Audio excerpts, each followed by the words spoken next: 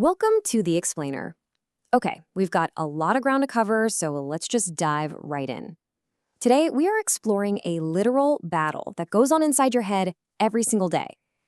We're talking about that intense moment when your reason and your feelings violently collide. We're going to unpack exactly why our emotions so often just completely overpower our logic, and why mastering this invisible biological force isn't just some neat psychological trick. It's actually the true hidden key to your success. To really wrap our heads around what happens when reason and feeling collide, we need to plunge directly into the freezing, murky waters of Salmon Creek Beach in California. Picture this. It's a beautiful, warm morning on the very first day of a long holiday weekend. A surfer named Butch Connor decides to paddle out. He's putting some distance between himself and the crowded shoreline, just hoping to catch a few waves in peace. He's bobbing in the swells, entirely relaxed, just waiting for that perfect teal wave to crest. But out of nowhere, that picture-perfect holiday surf is totally shattered. As Butch lies down on his board, he hears this loud splash right behind him. He glances over his shoulder, and you guys, his entire world just stops. Cutting through the shimmering water, heading straight toward him, is a 14-inch gray dorsal fin. Now, this moment perfectly captures our instinctual response to absolute, unadulterated terror. Butch's initial visceral reaction isn't to formulate some complex, calculated escape plan. It is sheer, utter paralysis. His muscles literally lock up in pure panic.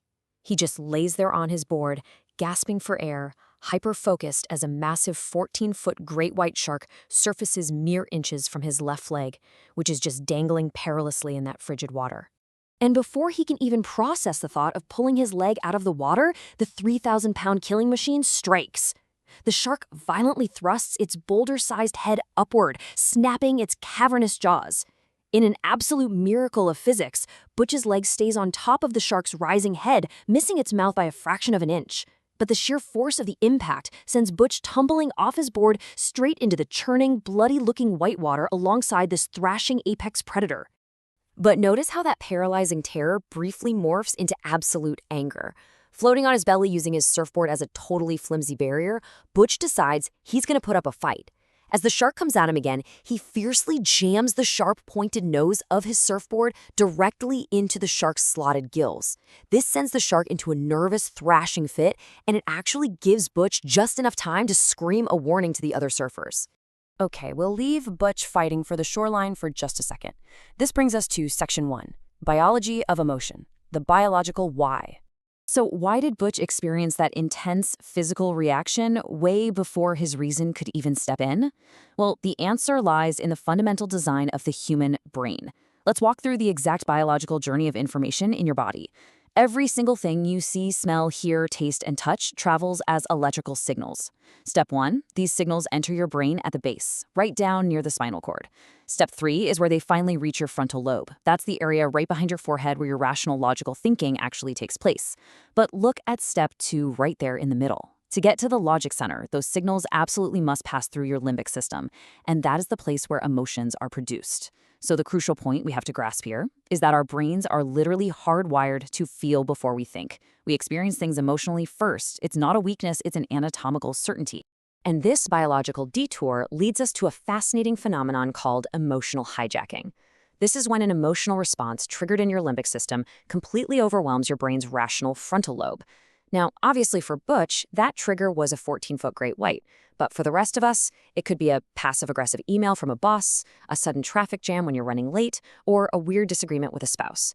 Regardless of the trigger, we all fall victim to these emotional hijackings simply because of our biological hardwiring. Which naturally brings us to Section 2, the missing link, the key to success. If we all have the exact same brain structure, what actually separates the people who can effectively manage these emotional hijackings from the people who are completely controlled by them? Society constantly tells us this specific story about success, right? But best-selling author Patrick Lencioni completely busts that myth. He notes, not education, not experience, not knowledge or intellectual horsepower, none of these serve as an adequate predictor as to why one person succeeds and another doesn't. Seriously, think about it. We constantly see brilliant, incredibly well-educated people struggle, while those with fewer obvious on-paper skills absolutely flourish. So what gives? Well, the answer to that discrepancy is emotional intelligence, or EQ. It is the true, often overlooked differentiator. See, you can spend decades building up your IQ, gathering up degrees, and accumulating an amazing resume. But if your limbic system constantly hijacks your frontal lobe, you can't actually use any of that stored up intelligence when it matters most. EQ is the underlying tool that actually allows you to leverage your intellect. And before you think this is just corporate HR jargon, let me assure you the power of emotional intelligence is a universally recognized framework for positive human change. Even the Dalai Lama praised the source text for this explainer, noting that it succinctly explains how to deal with emotions creatively and employ our intelligence in a beneficial way.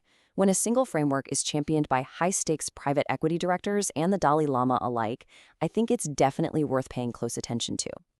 So, how do we actually capture this? Welcome to Section 3, the 4 EQ skills, understanding EQ. Unlike IQ, which is, generally fixed by the time you're an adult, EQ is highly trainable. Let's look at the core structural framework of EQ. It's basically a simple 2x2 matrix. On the left side, you have what you observe. That's your awareness. On the bottom row, you have what you do, your management. Then we divide this whole thing into how you handle yourself internally, personal competence, versus how you handle others externally, social competence. Put it all together, and this gives us the 4 pillars of EQ: self-awareness, self-management, social awareness, and relationship management. All right, understanding the matrix is great, but applying it is where the real magic happens. Let's move to Section 4. Everyday strategies for applying EQ. Let's break down some practical steps to stop the hijacking before it ruins your day, starting with self-awareness. The key here is to objectively monitor yourself like a hawk, but without judging your feelings. One absolutely crucial strategy: quit treating your feelings as good or bad. When you label an emotion as bad, you naturally want to bury it, right? Which ironically only gives it more power to explode later.